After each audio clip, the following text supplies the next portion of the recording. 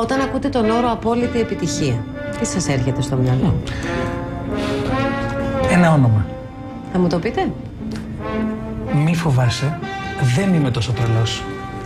Μην πιστεύεις αυτά που λέει ο λαός. Δώσ' μου μια ευκαιρία, δώσ' μου μια ευκαιρία. Όχι, πριν πεις, δεν θα το μετανιώσεις, να βλέπετε, δεν θα το μετανιώσεις, να μου το θυμηθείς.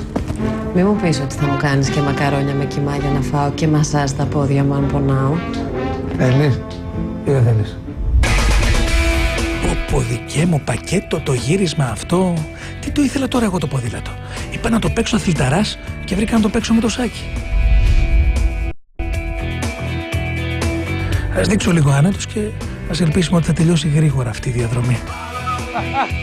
Πού πας, από εδώ, δεξιά, όπα, από εδώ.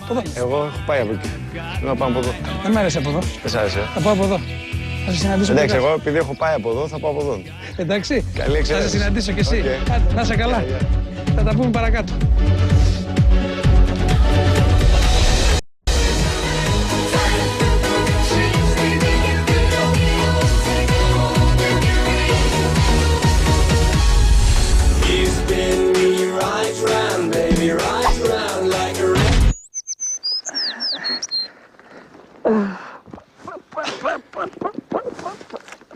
Δεν σου είπα να μην ενεργοποιήσεις τα τούρμπο. Ρε Σισάκη. Δεν μου λες το μέρο το ξέρεις εσύ πολύ εδώ? Έρχομαι που και που. Πες μου, αλήθεια, πτώση έχεις κάνει με το ποδήλατο? Έχεις κάνει με το πέσει, αλήθεια? Πολύ? Όχι τόσο πολύ. Κοίτα να δεις που έφτασε. Πώς τα κατάφερε? Είχες δίκιο τελικά, δεν ήταν δρόμος αυτός.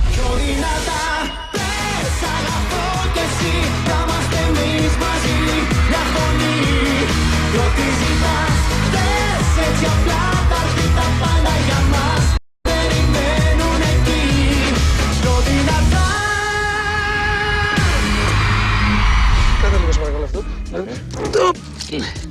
Σάκη, βοήθεια. Σάκη, βοήθεια. Βοήθεια, Σάκη, βοήθεια. Ωραία. Έλα, Σάκη. Να σου πω, εσύ έχεις πάρει ποτέ λάθος δρόμο στη ζωή σου? Ναι, αλλά όχι τέτοια επικίνδυνα πράγματα.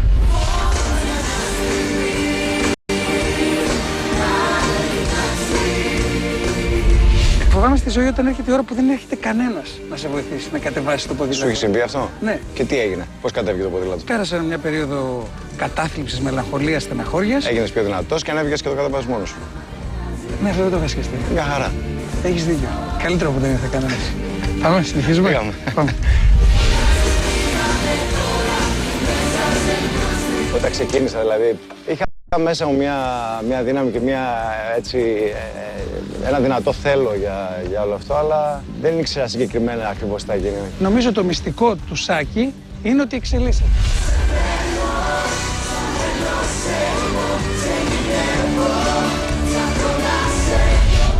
Θυμάμαι χαρακτηριστικά μια συναυλία στον Πειραιά, όπου η συναυλία δεν τελείωσε ποτέ. Δεν ήταν δικιά μου συναυλία, ήταν διάφοροι καλλιτέχνες που κάνουν.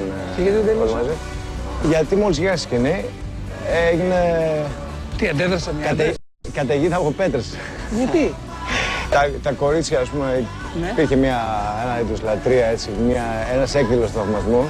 Και από την άλλη. Και από την άλλη, ίσως τα αγόρια, τα αγόρια γενικά, δεν ξέρω, τα οποία έτρωγαν πέτρες, δεν κάνουν πλάκα. Μάλιστα. Πέτρα, ανέβηκαν πάνω σκηνή, τα σπάσαν όλα, φύγαμε με την αστυνομία και τέτοια.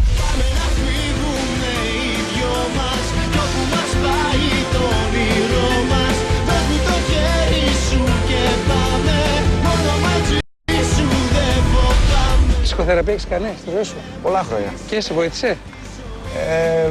Δεν έχω σταματήσει. Ξέρεις, εδώ στην Ελλάδα ήταν λίγο.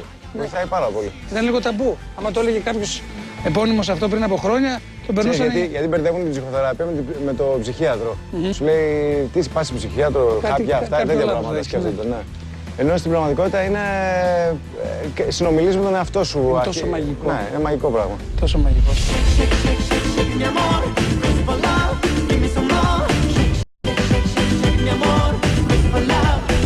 Κουράστηκα, φίλε. Πολύ κουραστικό όλο αυτό. Να σου πω, ξέρεις, κάθομαι και σκέφτομαι τώρα το Καλιπάρμα. 40.000 κόσμος.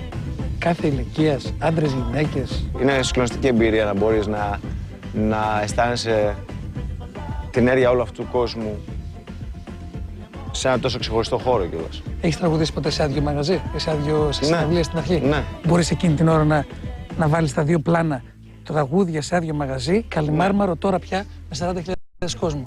Μπορείς να θυμηθείς πώς ένιωθες τότε και τι συμβαίνει τώρα? Είναι μεγάλη. Είναι το χάος.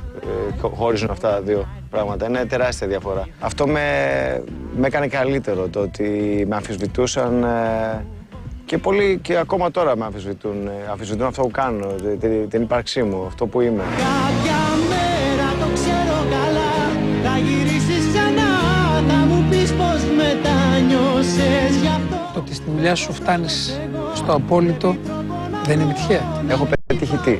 Έχεις πετύχει να είσαι πολύ καλός στη δουλειά σου, να μην έχεις πράξει κανέναν, να είσαι ηθικότατος, να έχεις κάνει μια ωραία οικογένεια. Ξέρω εγώ. Αυτό λοιπόν είναι επιτυχία για σένα. Δεν νιώθεις επιτυχημένος? Εγώ έχω επιτύχει αυτό που έχω επιτύχει μέχρι σήμερα, αλλά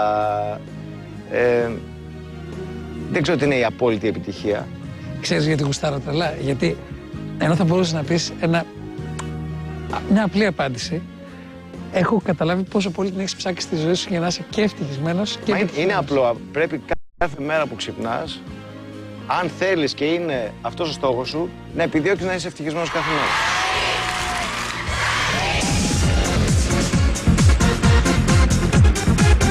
Να σε απομυθοποιήσω λίγο, αλλάζεις πάνες? Πάρα πολύ. Τι εννοείς? Τις πρώτες πάνες της κόρης μου εγώ τις άλλαξα. Και είναι τόσο ωραία η μυρωδιά όσο λένε. Στην αρχή ήταν.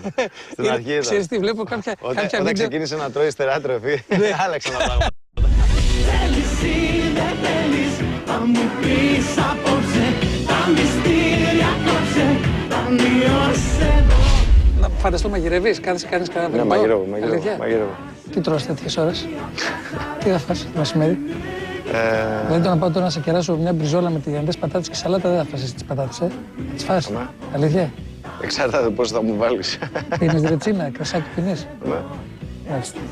Τσικουδιά. Τσικουδιά. Πάμε να σε κεράσω. Να σου δείξω εγώ τι είναι επιτυχία στο φαγητό.